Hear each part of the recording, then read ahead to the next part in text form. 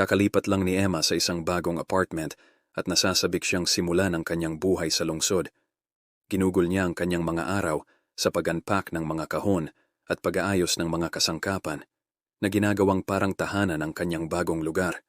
Isang gabi, habang nakaupo siya para manood ng sine, tumunog ang kanyang telepono. Nagpakita ang caller ID ng hindi pamilyar na numero. Nagtataka, sinagot ni Emma ang tawag. "Kamusta?" sabi niya. Kaluskos ng static sa kabilang linya bago bumulong ang garalgal na boses, "I'm watching you." Bumilis ang tibok ng puso ni Emma at nakaramdam siya ng lamig sa kanyang gulugod. Mabilis niyang ibinaba ang telepono. Sinusubukang kumbinsihin ang sarili na prank call lang iyon. Ngunit nananatili ang hindi magandang pakiramdam. Kinabukasan, muling nagring ang telepono. Sa pagkakataong ito, mas malinaw ang boses ngunit kasing katakot. "Hindi mo ako matatakasan," hirit nito. Napalitan ng gulat ang takot ni Emma. Tumawag siya ng pulis, ngunit nang walang anumang konkretong ebidensya, wala silang magagawa. Gabi-gabi, nagpatuloy ang mahiwagang tawag. Ang boses ay naging mas nagbabanta, na pinupuno ng pangamba si Emma.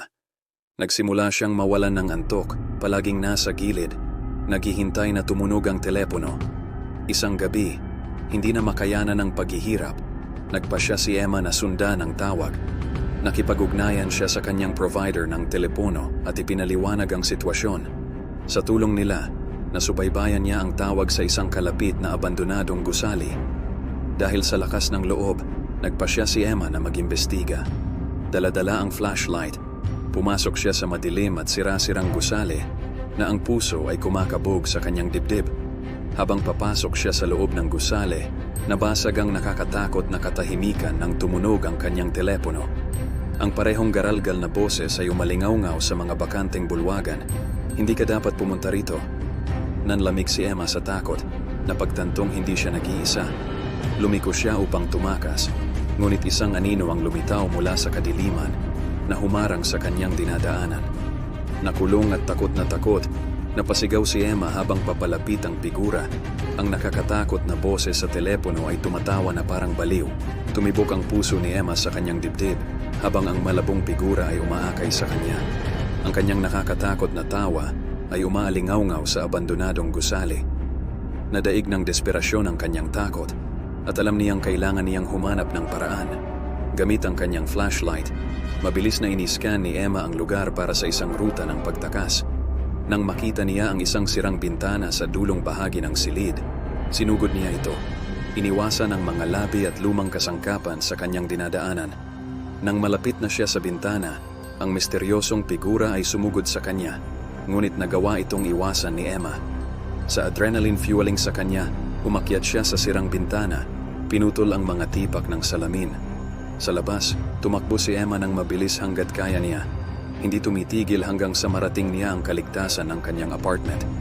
Pagkalok ng pinto sa likod niya, bumagsak siya sa sahig, nanginginig ng hindi mapigilan. Agad siyang tumawag ng pulis, sinabi sa kanila ang lahat ng nangyari. Ilang sandali pa ay dumating na sila sa apartment niya at nakinig ng mabuti sa kwento niya. Sa paglalarawan ni Emma sa gusali at sa lokasyon, naglunsad ng investigasyon ng pulisya. Nang sumunod na araw, natuklasan nila ang katibayan ng isang tao na nakatira sa abandonadong gusali na nagpapatunay sa mga pahayag ni Emma.